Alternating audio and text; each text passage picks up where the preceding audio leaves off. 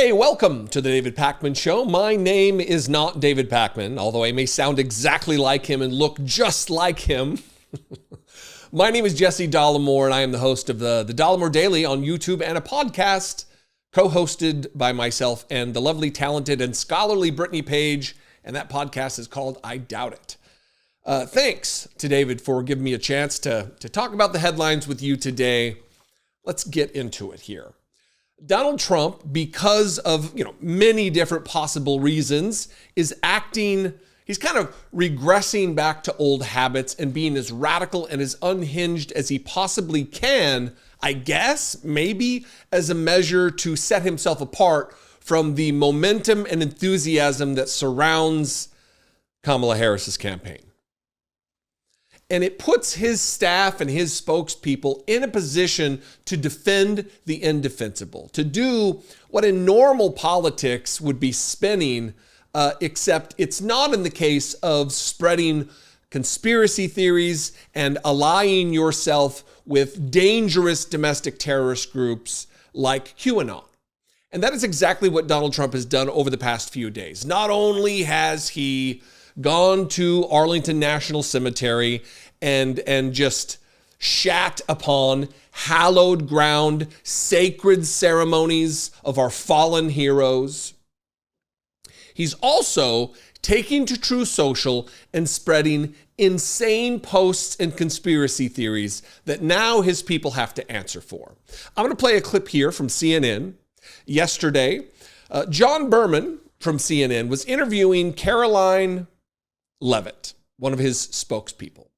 And she's directly asked about all of the past 36 hours and these insane, absolutely dangerous reposts that Donald Trump is taking part in, putting forward ideas about jailing his opponents, that being the only way to right the ship or to fix the system.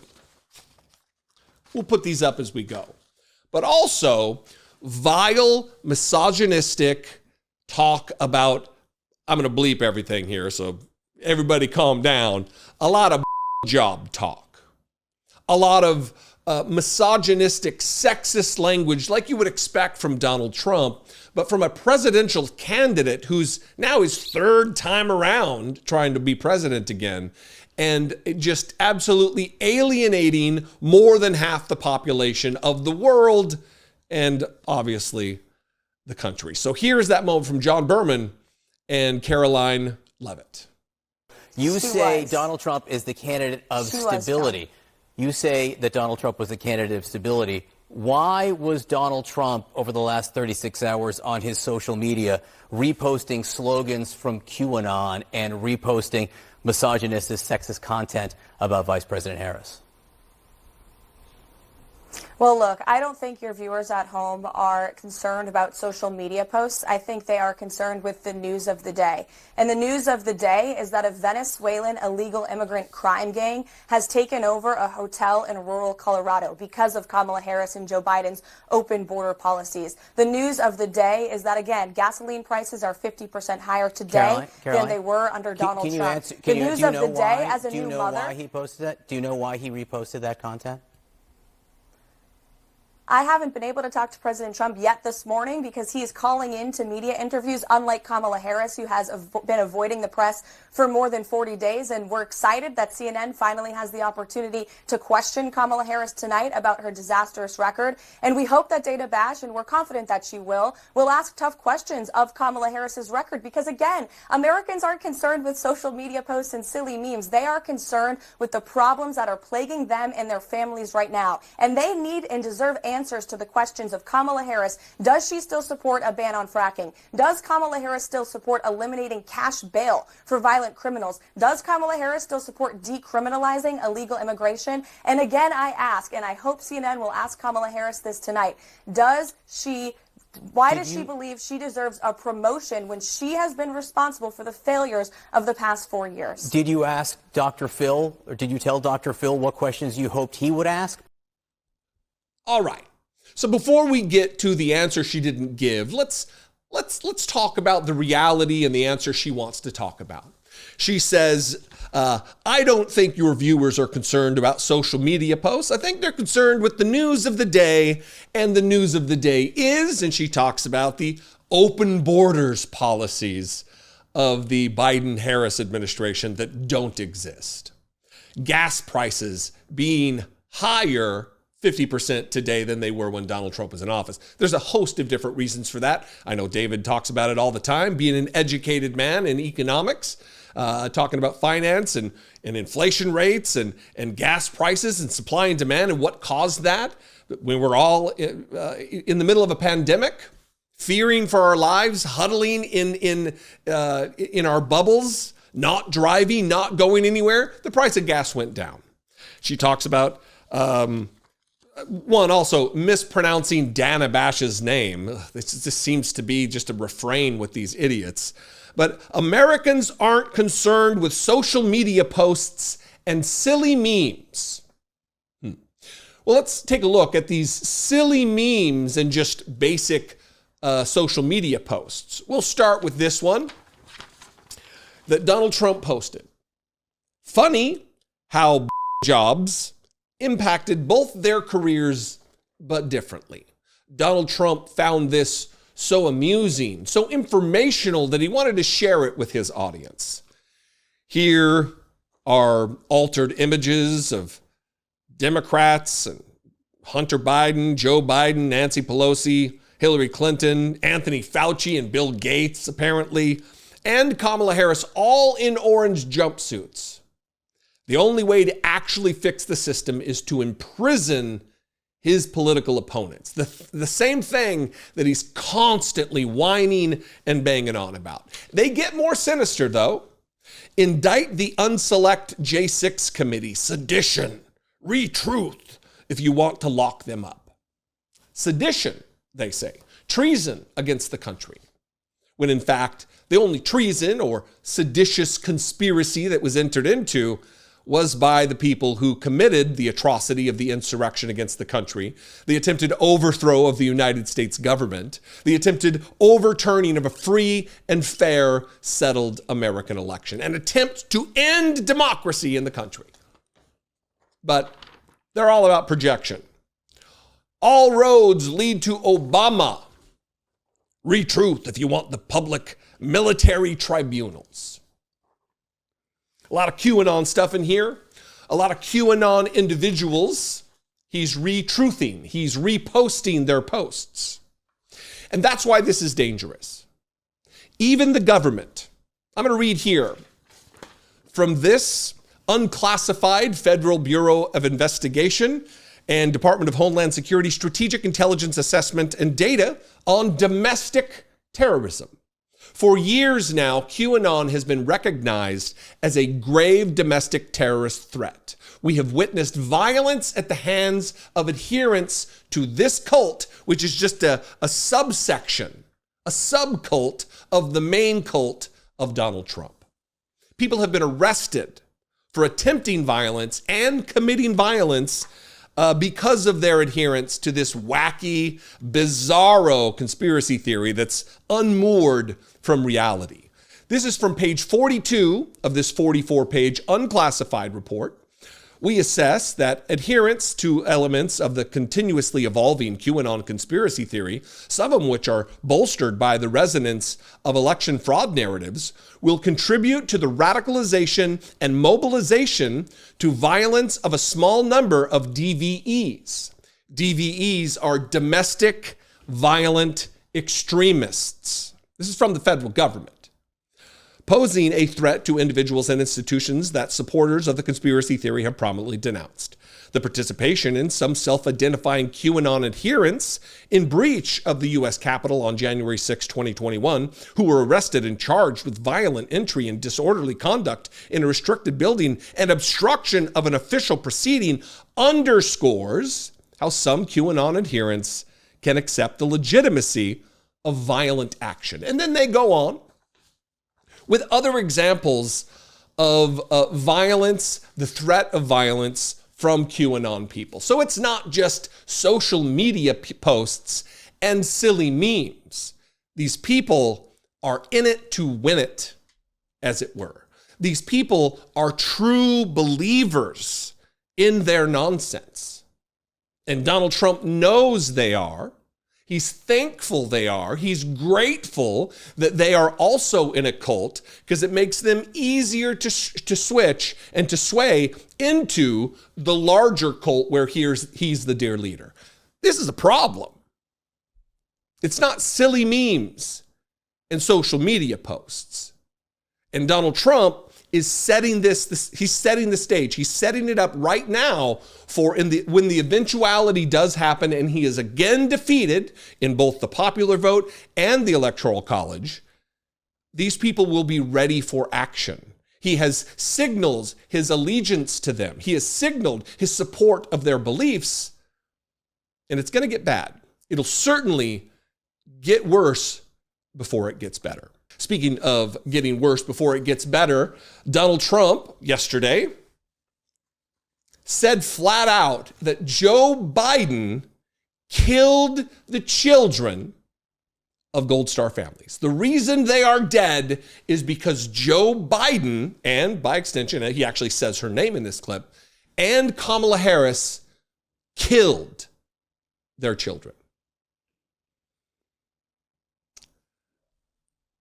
We are in a situation in America where we have two political parties, one with reasonable policies, a reality-based view of the world, trying to make the lives of Americans better, trying to shore up the damage that was done from an international relations foreign policy standpoint by Donald Trump, trying to claw back a subsection of the country that many believe are lost. I am one of those who believe many of these people are lost. They are irredeemable. They are a basket of deplorables, if you will. But a lot of elected leaders in this country, Democrats, think differently. And they're trying to do everything they can to win the day and bring these people back to reality. So when Donald Trump was in Potterville, Michigan yesterday, and talking about the Arlington National Cemetery thing, it's obfuscation, to say the least, but it's also projection. It's also an attempt to set right what he cannot set right. Besmirching a hallowed ground where people, many of them, especially in this Section 60, where war dead, combat dead, are buried from Iraq and Afghanistan. Watch Donald Trump, and then we'll address the nonsense that he talks about. Military, those incredible parents and sisters and brothers, they asked me to go yesterday to Arlington, and I did. And while I was there, I was there for a long time. It was very tough to get to because I was not in a good position to get there. It was very far away, but I did. I made it and I got there right on time. And I spent a lot of time there. And while I was there, those families that asked me to be there, as they said, 3 families plus one soldier who was horrifically injured, both legs and an arm. And they asked me if I would be there, so I went. And while we were there, they said, could you take pictures over the grave of my son, my sister, my brother? Would you take pictures with us, sir? I said, absolutely, I did. And then I said farewell. I said goodbye. And last night I read that I was using the site to politic, that I used it to politic. This all comes out of Washington, just like all of these prosecutors come out of Washington. They all come out. They send their prosecutors into the DA's office. They send them into the Attorney General's office. These are bad people we're dealing with. So I go there. They ask me to have a picture. And they say I was campaigning. I don't need, the one thing I get is plenty of publicity. I don't need that. I don't need the publicity. But these are great people. And when you think about it, Joe Biden killed their children by incompetence. Should have never happened. Kamala killed their children, just as though they had a gun in their hand, by gross incompetence. And not one general or incompetent bureaucrat was fired for the most embarrassing moment in the history of our country. And then they accused me of having a picture taken at the tombstone with a family because they loved the president. They love me and I love them. I got to know them. This is the story that by all accounts should just, the Trump campaign wants this to die. They want this to go away. This isn't a winner for Donald Trump, but because he cannot take no for an answer, he cannot take the advice of advisors and strategists, people he pays handsomely, he's going to keep talking about it. He's going to keep this in the news cycle so people like me and others can continue to talk about it. First of all, this didn't happen yesterday, as he said. This happened 3 days ago. Donald Trump has no idea of when things happened or where he was at any given time. That's the melting brain aspect that we have to deal with. Secondly, it's not tough to get there when you got a private jet, brother. Thirdly, while my heart goes out to these families, MAGA or not, they have children, family, relatives, loved ones who died in combat. Hard for anyone. I served in the United States Marine Corps for many years. I'm a veteran, a disabled veteran. I get it as much as I can. But for Donald Trump to say, well, they asked me to take a picture, and now they're saying I was politicking, that this was all for politics, this was for campaigning.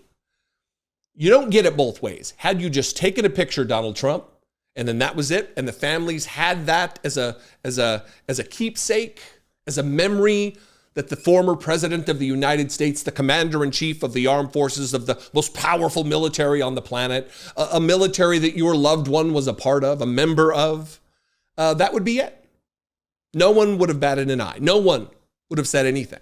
But the fact that all of these images then ended up on your campaign social media accounts, it does mean you were campaigning. It does mean you were politicking. And that's not even the worst part. I don't want to rehash the entire thing that went down at Arlington, but his campaign staff, high-level members of his campaign staff, assaulted a woman whose entire job is ensuring decorum, respect, solemnity for a place that is hallowed ground, where my brothers and sisters are buried who died in combat, in selfless sacrifice to their country, to a cause they believe bigger than themselves, something Donald Trump has no idea about. And his campaign staff assaulted that woman and berated her. The woman, I'll read from the New York Times here. Here's the headline if you want to find the article. Trump videos at Arlington stir more fallout after graveside visit. A woman who works at the cemetery filed an incident report with the military authorities over the altercation. But the official, who has not been identified, later declined to press charges. Military officials said she feared Mr. Trump's supporters pursuing retaliation. This woman, who works for Arlington National Cemetery, honoring our war debt, feels afraid of retaliation for telling the truth of what happened to her at the hands of members of the Trump campaign. Military officials said the cemetery worker feared that pursuing the matter with the authorities at Joint Base Meier-Henderson Hall in Virginia, which has jurisdiction over the cemetery, could subject her to retaliation from Trump supporters. Mr. Chung, who very likely was the cause of this abuse and assault, said in a statement on Wednesday that is ridiculous and sounds like somebody who has Trump derangement syndrome. More respect for individuals who actually love and support our troops. Chris LaCivita, the campaign manager, he had this to say. He had insulted the cemetery worker in public statements on Tuesday. Mr. Chung asserted that she was suffering from a mental health episode, while Mr. LaCivita said that she was a despicable individual who does not deserve to represent the hallowed grounds of Arlington National Cemetery. while working in service to a man who dodged the draft on multiple occasions because of his sore feet, because of his little bone spurs. Bone spurs I have also as well. Didn't stop me from serving my country.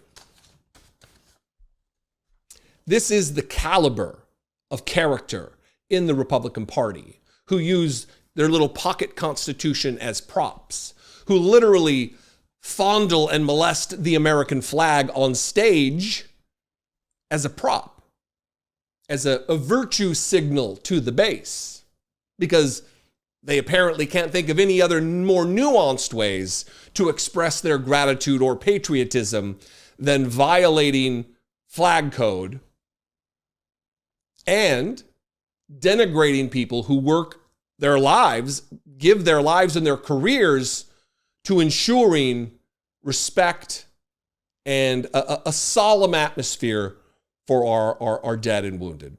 It's just, it's mind-blowing and disgusting, and we deserve better. Maybe that's the theme of today's episode, that we absolutely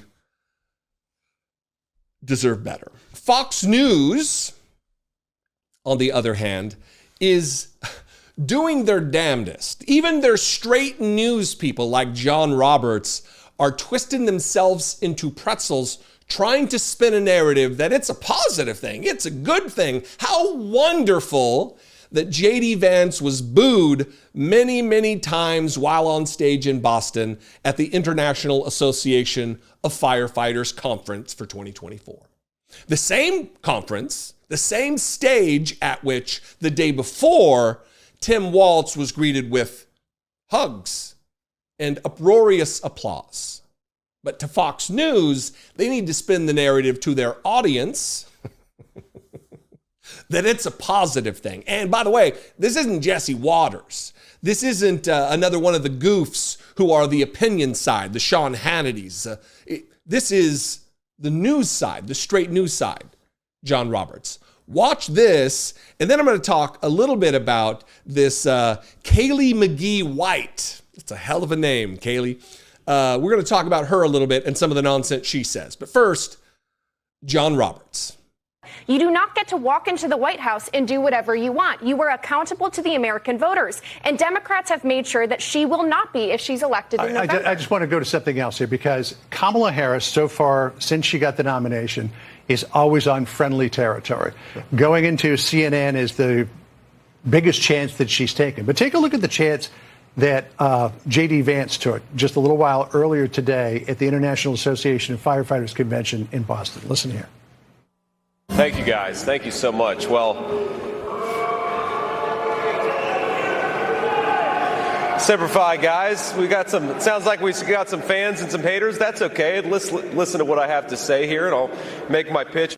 He went into a place where half the audience booed him, and he said, okay, got some haters here, got some fans. Let me make the pitch. Would Kamala Harris ever put herself in that situation? She has. And quite frankly, during this campaign, quite frankly, they became the nominee.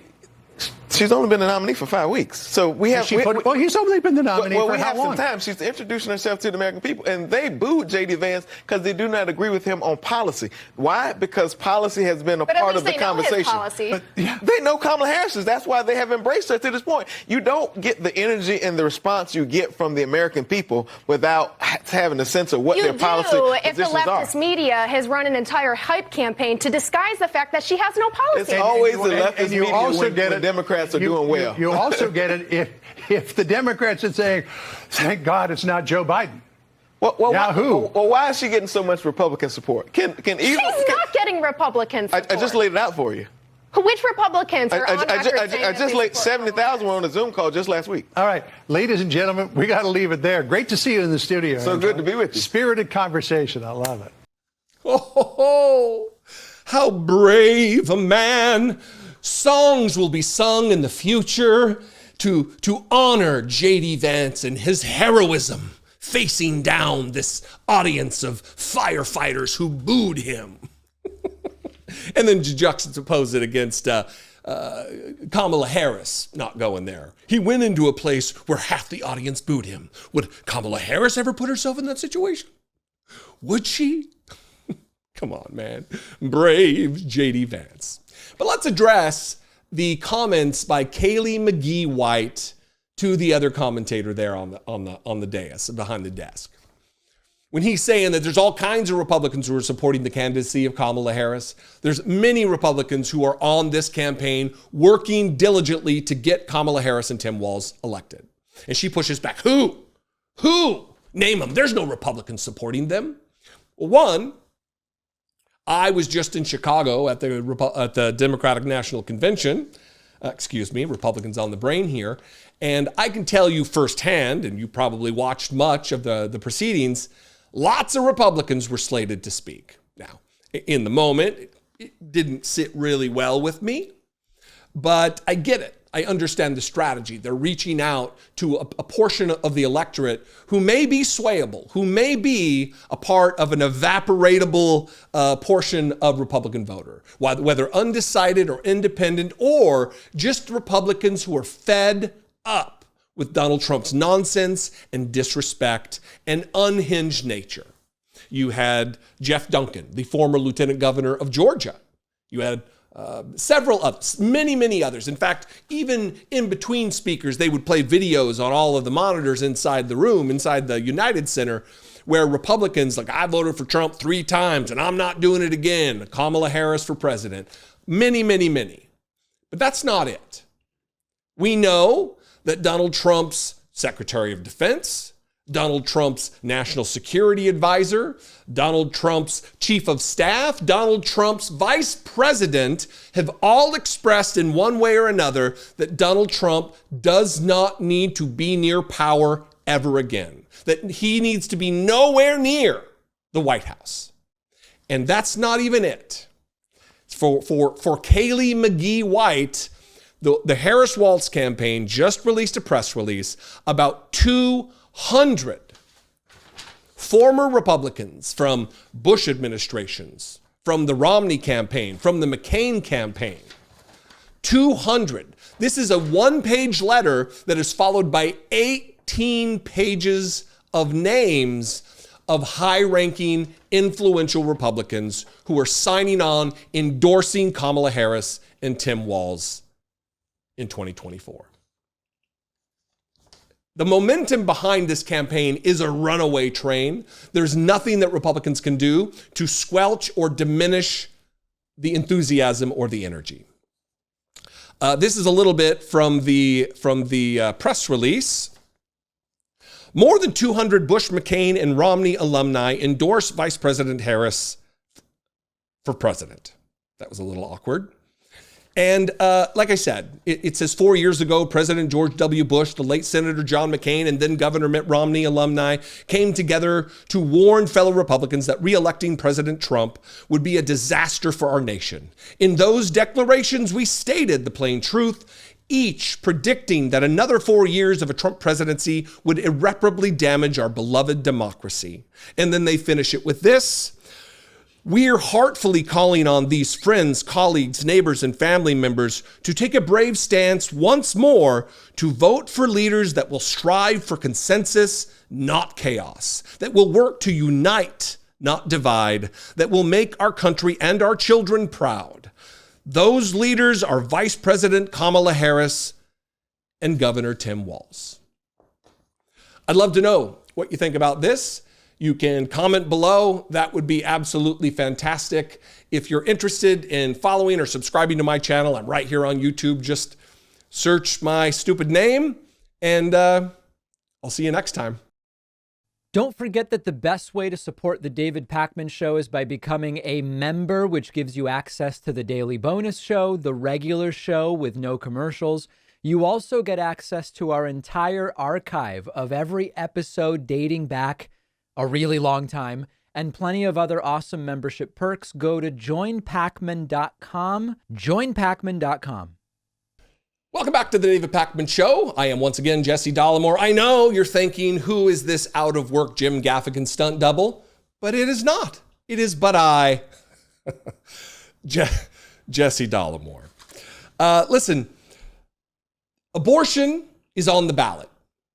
In the candidacy of Kamala Harris and Tim Walz, abortion is absolutely on the ballot. Maybe, just maybe, we can hope against hope, the Democrats will secure an unflappable majority in both the House and the Senate. We will retain the executive branch and the presidency, and they can actually codify Roe into law. We can finally, once and for all, take this out of the hands of a rogue fascist Supreme Court.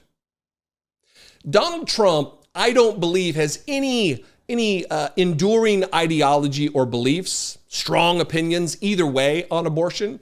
He's drunk on power or the prospect of power once again, but he is surrounding himself. He has made the decision to surround himself with people from the Heritage Foundation, people from disparate satellite organizations of anti-choice forced birth organizations like the Susan B. Anthony Pro-Life America group. So it should come as no surprise to you that he's had a multiplicity of opinions on the issue of abortion. He continues to lie, saying that everybody wanted Roe v. Wade overturned. Everybody wanted it. I just gave everybody what they wanted. Everyone's happy now, when obviously that is not true. We have states all across the country, including my home state, my original, the state I was raised in, Idaho, where they're closing maternity wards and hospitals because doctors are fleeing the state. They're no longer willing to practice medicine in a state that doesn't support their work and doesn't support their patients. Yesterday in Michigan, a reporter asked Donald Trump about how he intends to vote on an amendment, a ballot amendment in Florida. And his answer is muddled, confusing, but also really drills down on the fact that he doesn't have any idea what he's talking about or even what his position is. Watch this. Florida, the state that you are a resident of, there's an abortion-related amendment on the ballot to overturn the 6-week ban in Florida. How are you going to vote on that? Well, I think the 6-week is too short. It has to be more time, and so and I've told them that I want more weeks. So you'll vote in favor of the amendment? I am going to be voting that we need more than 6 weeks. Look, just so you understand, everybody wanted Roe v. Wade terminated for years, 52 years. I got it done. They wanted it to go back to the states. Exceptions are very important for me, for Ronald Reagan, for others that have navigated this very interesting and difficult path. Our country's been torn apart by Roe v. Wade for years. And if you go back 10 years, 15 years, all they wanted to do is they wanted it back in the states. They didn't want it to be in the federal government. I was able to do that. I believe in exceptions for life of the mother. If you look, incest, rape. Look, I know it's serious. I know it's a serious issue. It absolutely is. But I'm forever amused by Donald Trump's dipshittery, that his abject lack of understanding of anything and his ability to think that he's fooling everybody, when he clearly has no idea. He didn't want to say I'm voting for it or against it because he doesn't know exactly what that means. She says, well, how are you going to vote on that? I think 6 weeks is too short. I want more weeks, he says. I want more weeks. She asks the follow-up, as well she should. You'll vote in favor of the amendment? Look, I'll be voting that we need more than 6 weeks. Well, is that a yes or a no? You see, he doesn't know because he's held, again, many different positions in many different election cycles in many different years about abortion specifically. The other thing here, before I get to some clips, because I bring receipts, is immediately after he made this statement, the right-wing psychosphere went nuts. And the president of the Susan B. Anthony Pro-Life America, they immediately went into action. They got on the phone with Donald Trump and they released this press release. Statement on President Trump's Florida comment, August 29th, 2024. From the Susan B. Anthony Pro-Life America president, Marjorie Dansfelder, issued the following statement this evening in response to President Trump's comments on the Florida ballot measure. Quote, I spoke with President Trump this evening. He has not committed to how he will vote on Amendment 4. President Trump has consistently opposed abortion after 5 months of pregnancy. Amendment 4 would allow abortion past this point. Voting for Amendment 4 completely undermines his position. We strongly support Florida's current heartbeat law. There is no heartbeat at 6 weeks. It is maybe electrical impulses. They're just filled with lies and propaganda about this issue. Fear-mongering. For anyone who believes in drawing a different line, they still must vote against Amendment 4 unless they don't want a line at all. Amendment 4 would lock unlimited abortion into the state constitution, preventing the Florida legislature from enacting any changes. You have a choice, Florida. You have a choice. So let's talk a little bit about Donald Trump's the inconceivable amount of the litany of different positions he's held. Do you remember? Apart from the muddled walkback that we just heard, apart from Donald Trump trying to say, we need more weeks, I just need more weeks, we heard him when Chris Matthews asked him, does there need to be consequence for women? Should we punish women who seek abortions? He tried to do the same thing he just did with this reporter, hemming and hawing, shifting and moving and shucking and jiving and trying to give a non-answer, but he was forced. And he answered, yes, women need to be imprisoned for having an abortion. What should the law be on abortion? Well, I have been pro-life. I know. What should the law? I know your principle. That's a good value, but what should be the law? This presidential election is going to be very important because when you say what's the law, nobody knows what the law is going to be. It depends on who gets elected because somebody's going to appoint conservative judges and somebody's going to appoint liberal judges depending on who wins. I've never understood the pro-life position. Well, I never understood it because I understand the principle. It's human life as people see it. But what crime? What crime is it? Well, it's human life. No. Should the woman be punished for having an abortion? Look, I would say that it's a very serious problem, and it's a problem that we have to decide on. It's very hard. But you're forbidding Are you going to say, well, wait, are you going to say put them in jail? Is that the punishment what I'm asking that you're talking about? Because you say you want to ban it. What's that mean? I am pro-life, yes. What is ban? How do you ban abortion? How do you actually do it? Well, you'll go back to a position like they had where people will perhaps go to illegal places. Yeah. But you have to ban it. Do you believe believe in punishment for abortion? Yes or no? As a principle? The answer is that there has to be some form of punishment. For the woman? Yeah, there has to be some form. 10 cents, 10 years, I don't know. That I don't know. Why not? I don't know. You take positions and everything else. I do take positions and everything else. It's a very complicated position. I'm asking, you're running for president, I'm not. I'm asking you, what should a woman face if she chooses to have an abortion? I'm not going to do that. I'm not going to play that game. You said you're pro-life. I am pro-life. That means banning abortion. And so is the Catholic Church pro-life. He told on himself right there. This is a game to Donald Trump. That's not just a turn of phrase. This is a game to Donald Trump. This is a game of electoral win. And if I would assume everyone, the vast majority of David's audience would be on board to understand what exactly is at play here. But Donald Trump has said as much. He has said, look, this is important. We have to do what we want to do, but we have to win elections. Therefore, they flood the zone with as much bullshit as they can. So one side can say, oh, he said this, and the other side of the issue can say, oh, yeah, but he said this as well. Here he is, chalking it up to the game of politics. This 50-year battle over Roe v. Wade took it out of the federal hands and brought it into the hearts, minds, and vote of the people in each state. It was really something. Now it's up to the states to do the right thing. Like Ronald Reagan, I am strongly in favor of exceptions for rape, incest, and life of the mother. You must follow your heart of this issue, but remember, you must also win elections to restore our culture and, in fact, to save our country, which is currently, and very sadly, a nation in decline. You must follow your heart on this issue, but remember, we also got to win elections. And that's what matters to Donald Trump. Because once he's in, you can rest assured that he will put into action the game plan of the idiots from Heritage Foundation with Project 2025. He will let this woman from the Susan B. Anthony Pro-Life America run wild over women's bodily autonomy, over the right to make a healthcare decision, personal healthcare decision, with a physician. Whether Donald Trump cares or not, it doesn't matter. The people who he's put around him do care.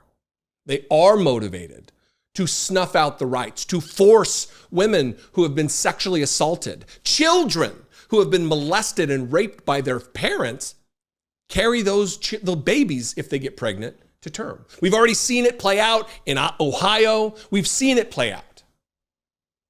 Again, the theme of today, we deserve better.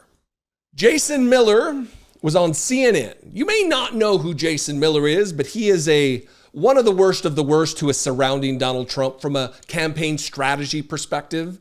He has all kinds of moral foibles of his own and relationship issues that we're not going to get into, but he is not a great guy. We'll just say that. And he was asked by Casey Hunt on CNN about two specific issues. One is about the upcoming debate and why the Trump campaign is insisting on muting the mics when the other person is not talking. Donald Trump doesn't care. I think that's pretty clear.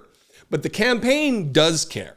They don't want him doing like he's doing on True Social and sharing QAnon memes. They want him to be as quiet as possible so he doesn't get himself in trouble, so he doesn't sink the campaign any more than he already has.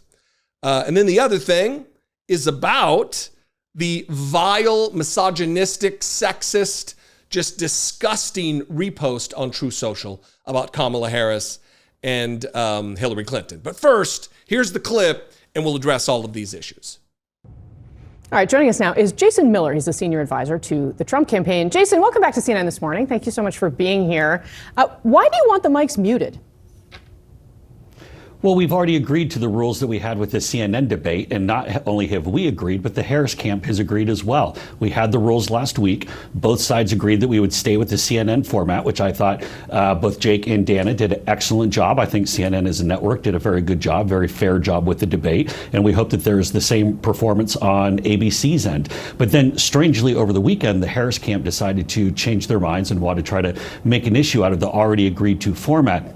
And Casey, I think really what was going on, I think is a bit more sinister. I think that the Harris camp was trying to come up with a distraction on the 3rd anniversary of the horrific killing of 13 Americans at Abbey Gate in Afghanistan. Of course, Kamala Harris was the last one in the room for that decision with Joe Biden. And I think that's what this was all about. They wanted to distract away from Kamala Harris's accountability on that issue because both sides had already agreed. We've agreed again. Rules are locked in. They're the same as it was for CNN. Are you afraid that if you unmuted the mics, the debate would be worse for Mr. Trump? Well, President Trump is going to be fine regardless of what the format is, but it's already locked in. That's the whole point, is that it was agreed to, the same as it was for CNN, the same as it will be for ABC, and both camps had already agreed to this. In fact, the Harris camp came back with a whole host of other changes that they wanted, but let's put this distraction aside. This is about Kamala Harris finally being held accountable. She can't be talking about the future when she's the one who created the nightmare that we're currently living in. She created the problems with our economy, our border, the global chaos, and you can't be asking for a promotion when really voters should be voting you out of office. Jason, I also want to ask you about something else that we saw from your boss, Mr. Trump. He posted reposted a pretty crude image or comment, I should say, about Kamala Harris, the sitting vice president. It also mentioned Hillary Clinton, who, of course, Mr. Trump ran against in 2016. What would you say to the vice president of the United States about the comment that he reposted? Well, I saw the social media post. I've not discussed that with the president. I don't know if the president even saw the comment that was on there or simply the picture. Yeah. What do you mean it has to be missing for 24 hours? It's been missing for far longer than that. Yes. I have no idea where his chin or his neck went. It's completely missing. I don't know whose department it is if it's not yours. Oh, all right, I'll call you back. If you can't amuse yourself, I don't know who you're going to amuse. And that's apropos of nothing. I'm not talking about anybody specific. There's nobody that I'm talking about that is lacking a neck or a chin at all. Look, For Jason Miller to assert that she can't be talking about the future when she's the one who created the nightmare that we're currently living in, he wants to ascribe responsibility for the current state of the country. And I say, great. Because if he's blaming Kamala Harris on record-breaking day after record-breaking day after record-breaking day of the stock market, great. If he's appending responsibility to Kamala Harris for the inflation that is now under control, that was going nowhere but up when Donald Trump left office, great. Crime is down across the board, across the country, and it was peaking under Donald Trump. So yeah, absolutely. Kamala Harris should, like Jason Miller says, take credit for the nightmare that we're in. But the other question, what would you say to Kamala Harris about the comment he reposted? The comment, again, I'll remind you, I'll put it up on screen. The vile, sexist, misogynistic comment about Kamala Harris and Hillary Clinton having one thing in common related to blow, but it affected their careers or lives differently. Absolutely disgusting from a person who wants to be president of the United States, who wants to govern the country and be a leader for all of us. For Jason Miller to say, well, look, I haven't talked to the president about it, but I don't even know if he saw the words underneath. He probably just saw the picture. So let's not look at this from a 30,000-foot view. Let's get on the ground with this particular topic from Jason Miller. Jason Miller is asserting that Donald Trump saw look at this great photo. What a wonderful photo of these ladies. I think I need to share this with my Truth Social audience because Kamala looks really pretty in this picture. I'm going to repost it. That's what Jason Miller would have you believe. That's certainly what Jason Miller would have the audience of MAGA faithful who are watching, because he knows they don't care what's the truth. All they want to do is reinforce the thing that they believe already and cherry pick whatever facts, whatever talking point they can that will reinforce that particular belief. It's a cult. It's a cult. But the rest of us who are rooted in reality, who deal with reality on reality's terms, we understand that there's no chance Donald Trump didn't read that comment underneath that vile meme and think, oh yeah, I'm going to get her. I'm going to share this. I don't think he thinks past relative to what the repercussions would be, clearly, because he would have thought better of it. Again, theme of today, say it with me, we deserve better. Hey, my name is Jesse Dollemore. Once again, I host the Dollemore Daily here on YouTube. I'm on social media everywhere. I'm not recommending that you sign up to follow me, but because it's a nightmare, it actually is a nightmare that we can't blame Kamala Harris on. But if you're already there and you want to follow me, sometimes it's a good time. Sometimes I fake phone calls looking for Jason Miller's chin and neck. Who knows? I'm at Dollemore everywhere. I'd love to see you there. All right. If you value what we do at The David Pakman Show, remember to support us on Patreon. Go to patreon.com/David Pakman Show, where you can get access to behind-the-scenes videos, the Daily Bonus Show, the commercial-free Daily Show. You can support the show for as little as $2 a month. Check it out at patreon.com/David Pakman Show. Welcome back to the David Pakman Show. My name is Jesse Dollemore. I host, as the monitor reads behind me, I host the Dollemore Daily on YouTube. I also host a podcast called I Doubt It, that is co-hosted by the lovely, talented, and indeed scholarly Brittany Page, who guest hosted yesterday. Listen, we should be accustomed to interference in our elections by now. There are all kinds of nefarious actors all across the globe who are gunning for interfering in our elections, whether that be Russia, China, other dictatorial nations that are gunning to try to get Donald Trump back into office because His presidency supports them. He himself supports them. The Viktor Orbáns of the world, the Kim Jong-uns of the world, the Vladimir Putins of the world, they are his friends. He sends them love letters. We fell in love, he says about Kim Jong-un. So this story that I'm getting ready to talk about, I have 2 clips from CNN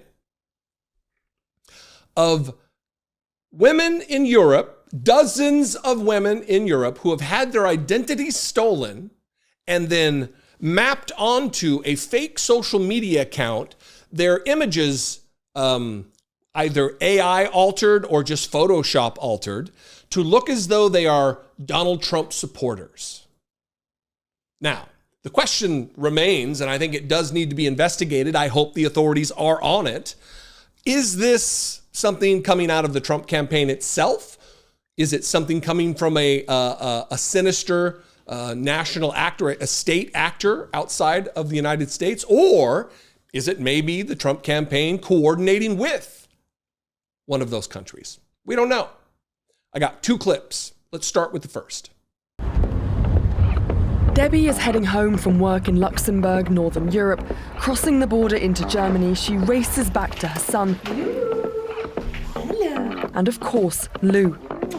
But Debbie's day doesn't end there.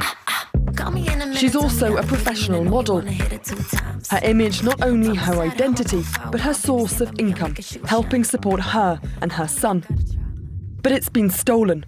Used in a pro-Trump account on X, attracting nearly 30,000 followers in less than 6 months. Here is Luna. Yeah, that's very crazy.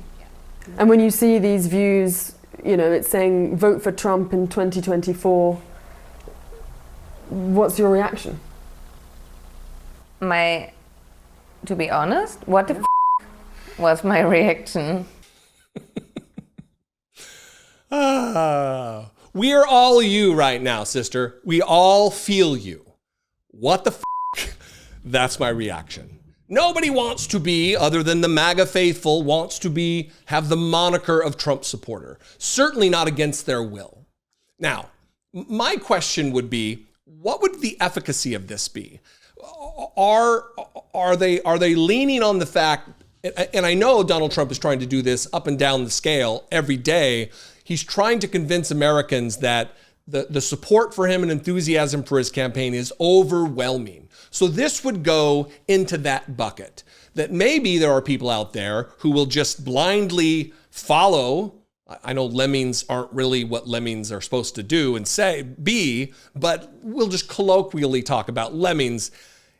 He's thinking that there are lemmings out there who look at this pretty lady. She's a Trump supporter. I guess I'll vote for Trump.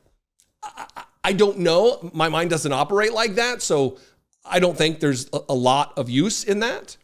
But obviously someone does, whether that be a state actor or whether that be the Donald Trump campaign or some coordination again between them. They get into a little bit more detail and talk about just exactly how widespread this is. Let's take a look at some of these accounts. Like Alina, 33 and voting for Trump, but she's not. She's really Camilla from Denmark. I think it's weird. Anything that can discriminate other people on my account, because it's my little universe. I don't think it's fair. And this one, Eva. She even has a verified blue tick, which is supposed to weed out fake accounts. You feel very taken advantage of, also because it's kind of my image. I don't want to think people think that I do what those profiles sometimes are promoting. We ran the suspicious X photos through a reverse image search engine and found they were lifted from Instagram posts. Certain patterns emerged. The fake accounts repost each other. It's a sign of a coordinated campaign. Here, several of the fake accounts post the exact same wording. If you're voting for the man who survived an assassination attempt, I want to follow you. It's another sign the accounts are linked. And that's not all. Some of the accounts manipulated the images of these women. Have a look at Debbie's post, the original on Instagram, and now the fake one on X. Her hat now reads, "Make America Great Again." Look at this t-shirt, before and then Trump 2024. For now, we don't know who is behind all these accounts.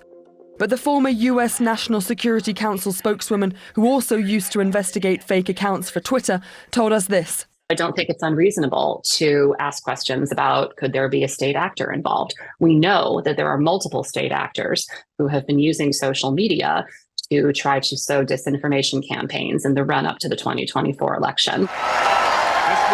Technology has given us vast wealth, vast opportunity. There are so many positive aspects to the technological society that we live in. The democratization of the internet. I mean, the ability of an idiot like me to be as lucky as any human being ever to have nearly 800,000 subscribers on YouTube and speak to an audience of millions and millions and millions, tens of millions of people every month, to have the opportunity to guest host this show for David. That's big, that's huge. But with those freedoms and with those benefits also come scary things like this. A coordinated effort, but by the way, not being batted back by Elon Musk, not being combated by Twitter, X. The misinformation is running wild. Now, the onus is on the federal government, is on investigatory intelligence agencies across our span of many lettered places. The DIA, the CIA, the NSA, all of these different intelligence agencies to get at it. The FBI to start investigating to see who's behind this. Because it's not just this, I guarantee you. It's not just stealing identities from pretty ladies in Europe and making them look like Trump supporters. There are far more nefarious and sinister and impactful methods that are absolutely taking place if this is happening. If this is right in front of us and a reporter from CNN can uncover it, there are far more under the cover things that are happening that will have an impact. And it really does talk to just how dangerous and precarious our democracy is at this moment in American history. Not only are we having threats from without, we have very real threats from within. The Trump campaign, Donald Trump's promises to spark lawsuits, to challenge votes, to challenge voters, to challenge entire precincts. It is dangerous. They want to end democracy in America. It's not hyperbole. It is not even mildly exaggerative to say it. They have said it. They tried a coup on January 6th. They tried to overthrow the United States government. People are in prison right now for seditious conspiracy.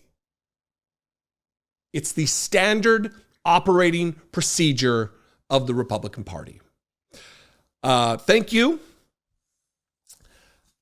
for listening to me rant. These are topics that I talk about on my show a lot.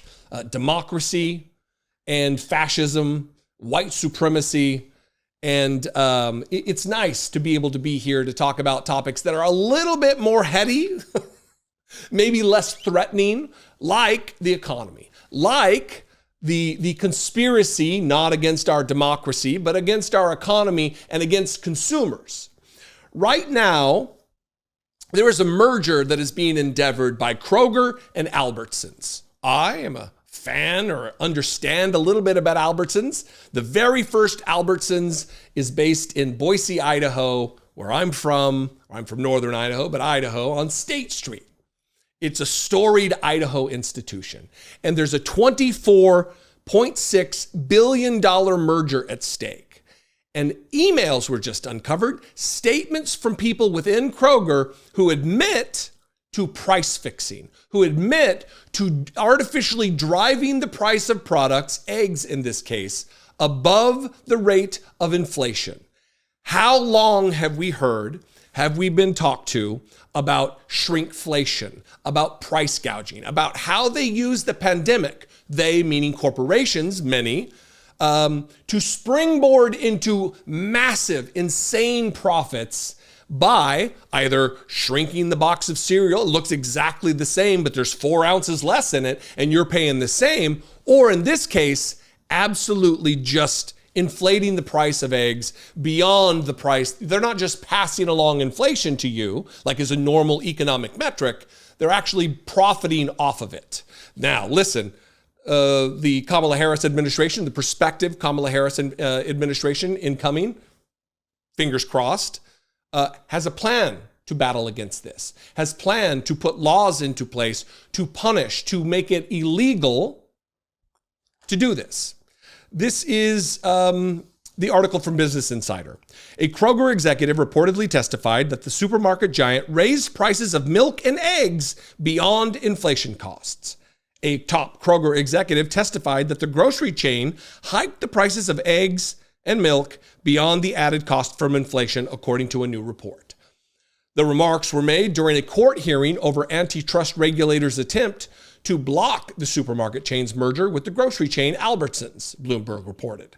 While testifying in Oregon federal court on Wednesday, Kroger's senior director for pricing, Andy Groff, was questioned by a Federal Trade Commission attorney regarding an internal email he sent to other Kroger executives earlier this year about the price of the staple household items. Quote from the email here, on milk and eggs, retail inflation has been significantly higher than cost inflation, Groff wrote in a March email.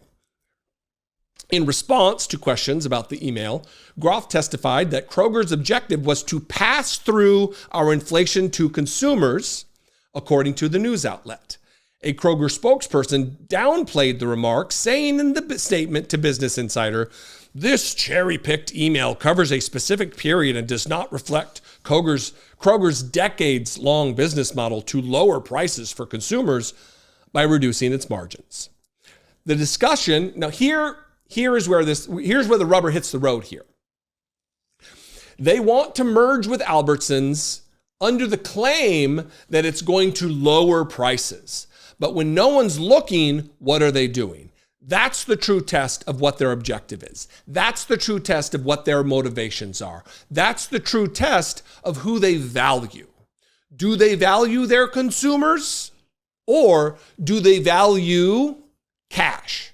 Do they value their profits and their shareholders? Obviously, it's the latter. The discussion around grocery costs came to light amid growing national attention on inflation and price gouging. Vice President Kamala Harris, the 2024 Democratic presidential nominee, recently unveiled her plan to crack down on grocery inflation, which includes what would be the first ever federal ban on excessive overpricing of food and groceries. This is akin, it might be a little bit of an exaggeration, but this is akin to when there is a natural disaster, let's say a hurricane, and people start charging $20 per bottle of water because people are desperate for it. When people's bank accounts are desperate and people's bottom lines are desperate, but they need to feed their families and you're charging them more for greed's sake, not for economic sake, we got a problem. And it is absolutely within the purview of the United States government, Kamala Harris as president of the United States, Tim Walz as vice president of the United States, leading 1/3 of the government in the executive branch, to put a measure in place to outlaw this behavior and to levy steep and stiff penalties in service to the United States citizenry. I'd love to know what you think. You can comment below. One, that'll help the algorithm to recommend this content. David definitely needs the hand up. Only 2.5 million subscribers. He needs it. So comment below. Tell me how stupid or how brilliant I am. And maybe I'll mix it up in the comments. I haven't done that before, or at least on this channel. You can follow me on social media. I would appreciate it very much. Also, subscribe to my YouTube channel, but I'm on social media at Dollemore. Thanks for joining me today. I appreciate you very much. Follow us on social media, interact with the David Pakman Show community, see exclusive content, see when we're taking calls live, and stay up to date on other big show announcements. We post daily. Find us on Reddit, Twitter, Instagram, Facebook, Discord, and TikTok. Welcome back to the David Pakman Show. My name, once again, is Jesse Dollemore. I host the Dollemore Daily on the YouTubes, and I host a little podcast called I Doubt It with my trusty co-host, Brittany Page, who was the guest host here yesterday. Let's talk about something that it's just undeniable. It is self-evident that shamelessness is a superpower of Republicans. The dignity-free statements made by Republicans on Fox News and Fox Business and Newsmax and OAN and in the unholy sphere of conservative media is something to behold. Nancy Mace, I almost said Nancy Grace. That's a completely different Nancy. Equally terrible in my estimation. But Nancy Mace yesterday was on with Neil Cavuto, one of the reasonable hosts over in the News Corp arena. And he's asking her about this gender thing, how Republicans are attacking Kamala Harris for being a woman. And he wants a woman Republican's take on this. He just happened to go to the wrong Republican to ask. She launches into an absolute unhinged rant about how she's voting for Donald Trump because she wants to vote for a man who will support survivors of rape like her. She wants to vote for a president, a man who will protect children who are victims of incest. All of these things are noble. They are real. They are fantastic as a motivation. You're just not quite there, Nancy, if you're choosing Donald Trump to be that guy.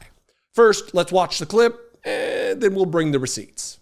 How do you feel about this whole gender thing? Because again and again, I was raising with our last panel conversation, men do react differently than women and vice versa, particularly if there are attack lines back and forth. Right. Well, I'm a woman who's broken a number of glass ceilings over my career, and I understand firsthand, what that means. But I'm voting for Donald Trump because I am a woman, and nothing says, I'm a woman, hear me roar, like having your first national interview sit down with a man by your side. This is an interview for the leader of the free world, and so as a woman, I want to vote for someone who's going to protect women like me who are survivors of rape. I want to vote for someone who's going to protect children who are victims of incest, like Donald Trump will. I want to make sure that single moms like I am can afford their groceries and their gas when they're trying to put food on the table for their kids.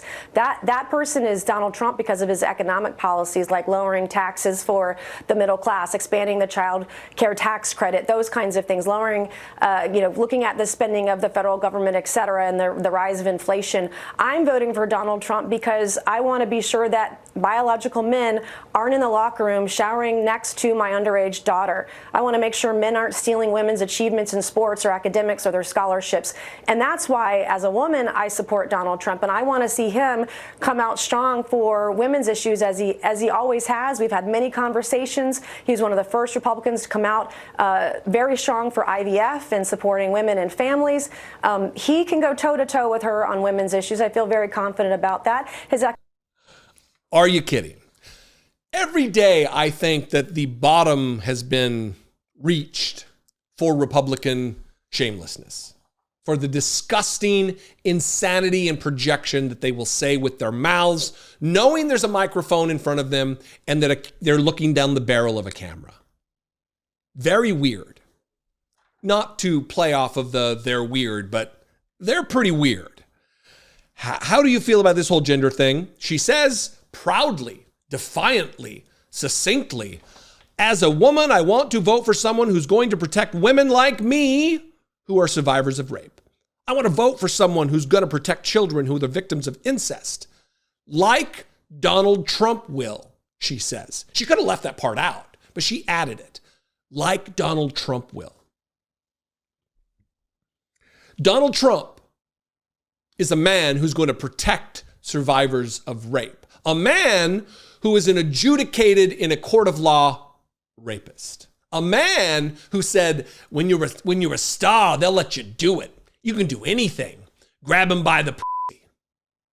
A man who walked in unannounced with no consent, no permission into dressing rooms of beauty pageants he owns, underage beauty pageants even, Is this the man who's going to protect survivors of rape? Is he even the man who's going to protect victims of incest? A man who has said on numerous occasions, in so many words, that he wants to have sex with his daughter? Let's not forget this. It's gross, but it needs to be remembered. Thank you, everyone. Donald Trump has every right to be proud of his daughter. Ivanka is a successful, Ivy League-educated businesswoman, author, and mother. She's now helping run his campaign and introduced her father at the Republican convention. Yet at times, his fatherly praise is downright cringeworthy, like on The View in 2006. I said that if Ivanka weren't my daughter, perhaps I'd be dating her. You know? Stop it! Oh, it's so weird! Stop it! You know what? You are sick! Far from protecting his daughter from being talked about as a sex object, he has encouraged it multiple times. On Howard Stern's radio show in 2004 and then again in 2006. By the way, your daughter... She's beautiful. Can I say this? A piece of ass. Yeah. She looks more voluptuous than ever. She's actually always been very voluptuous. She's tall. She's almost 6 feet tall. In May, Ivanka described herself as a feminist while defending her father on CBS after a scathing New York Times article about his alleged negative treatment of women. Is there unending commentary on the female form? No. I've known my father, obviously, my whole life, and he has total respect for women. Please welcome the lovely Ivanka Trump. Still, even Ivanka seemed confused when talk show host Wendy Williams asked about things the two have in common. What's the favorite thing you have in common with your father? Either real estate or golf. Donald, with your daughter? Well, I was going to say sex, but I can't relate that. Donald Trump has always been proud of his daughter. I'd call collect to his office. I was probably, 10 years old. He would pick up the phone every single time, and he'd put me on speakerphone. It wouldn't be a long conversation. He'd introduce me to whoever was in his office. And he was front row when Ivanka took to the catwalk during her short-lived career as a fashion model. Still, Donald Trump repeatedly points out how hot his daughter is, saying last year in a Rolling Stone article, "Yeah, she's really something, and what a beauty, that one.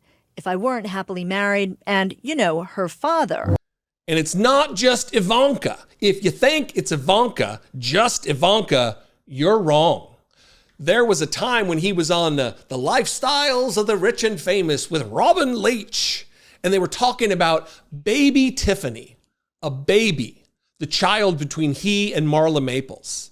And he said vile, disgusting things about the future anatomy of his newborn baby girl. Back in 1994, host Robin Leach asked about their daughter Tiffany, who was then just a year old. Now, Donna, what does Tiffany have of yours and what does Tiffany have of Marla's?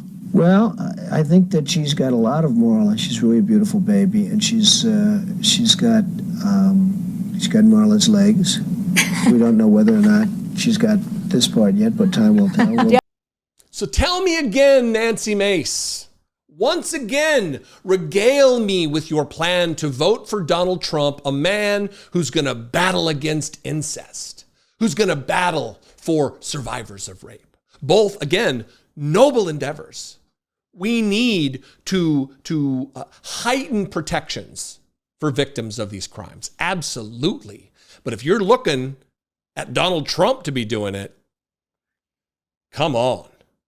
I don't take her seriously. I assume you don't either. But this is the state of the Republican Party. And again, this is maybe the 5th time I've said it today. We deserve better. One of the main ways that they're trying to beat back this momentum and excitement of the Kamala Harris campaign is by projection. Donald Trump and Republicans have all adopted this art form of blaming the other side for the thing that they themselves are guilty. And I'm going to show you a clip here of Donald Trump yesterday, again, in Wisconsin, in La Crosse, Wisconsin, trying to beat back against that poll deficit that he's facing right now. Kamala Harris up 8 points in this critical swing state. And he goes on this 50-second thing about how we're not weird. I'm not weird. They call me weird. I'm not weird in any way. They're the weird ones. I'm not weird. And he's specifically talking about Tim Walz, maybe the least weird dude we've ever had run for federal office in this country. Watch Donald Trump be about as weird as he can be while emphatically stating, I'm not weird. You get a lot of those questions because Minnesota, I mean, they picked this guy.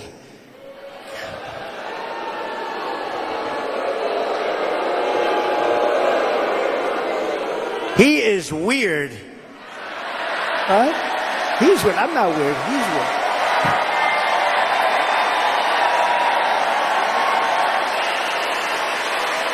No, he's a weird guy. He's a weird dude. You know, see, they come up with sound bites. They always have sound bites. And one of the things is that JD and I are weird. That guy is so straight. JD is he's doing a great job. Smart.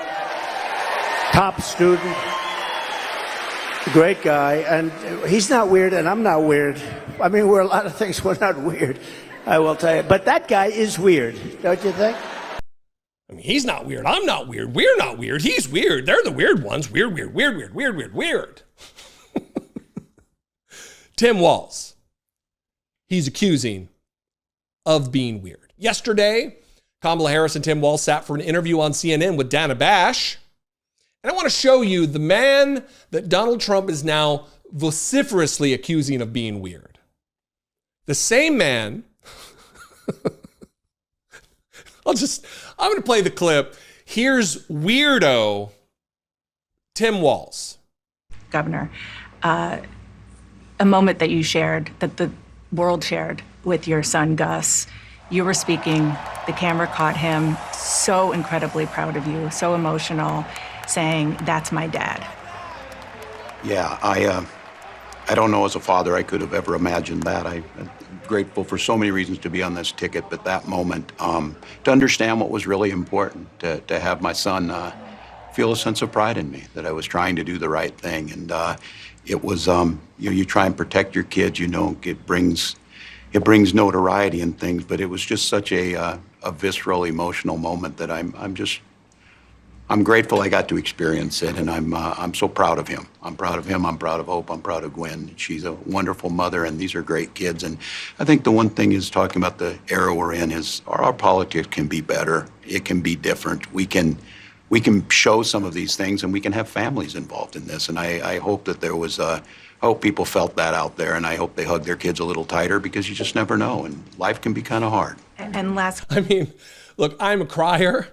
I'm an emotional guy. I cry at commercials. I'm emotional. If that doesn't do something for you to dredge up some kind of emotion or something latent in you, I don't know. Maybe you're the weird one. I assume not. But for Donald Trump to denigrate this man, Tim Walz, as weird, only because Tim Walz is the one who kind of started it, even though, look, we interviewed Lucas Coons as an aside. We interviewed Lucas Coons. He's running against Josh Hawley in Missouri.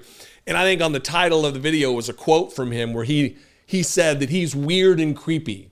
So months and months ago, there were people who were pointing out the weirdness of Republicans. It wasn't Tim Walz. It just caught on fire with Tim Walz because he's such a likable, normal guy. Like Barack Obama said, those aren't focus group, those flannels. They don't come out of a focus group. They come out of his closet.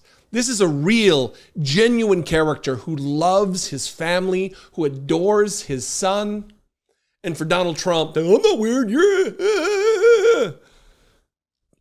It just cements the fact that he is the weird one. Disgusting, sinister, hateful, pernicious. Wants to have sex with his daughter. Weird. Anyway, hey, thanks for joining me today. I really appreciate the opportunity. Every time David asks for myself or even Brittany Page to guest host, it's a great time. It is a lot of work. He is the hardest working man in this business. I don't know how he keeps up the pace. You should be very appreciative if you're a channel member. And if you're not a member, you won't see me on the bonus show with Brittany Page. I wish I had the Alex Jones drop here. I don't have it, but We're going to be doing the bonus show. You could catch it if you become a member. Not like I need to run everybody down for David's sake. He's doing a great job. I appreciate you joining me today. Follow me on social media. Subscribe to my my YouTube channel, Dollemore Daily, and I'm at Dollemore on social media. I love and appreciate you. I know his audience pretty well. I know a lot of you. You get a little cringy because I'm a little different than David, but that is absolutely okay. I'm not for everybody, but I appreciate you. I'll see you next time. Be genuine. Take care of one another.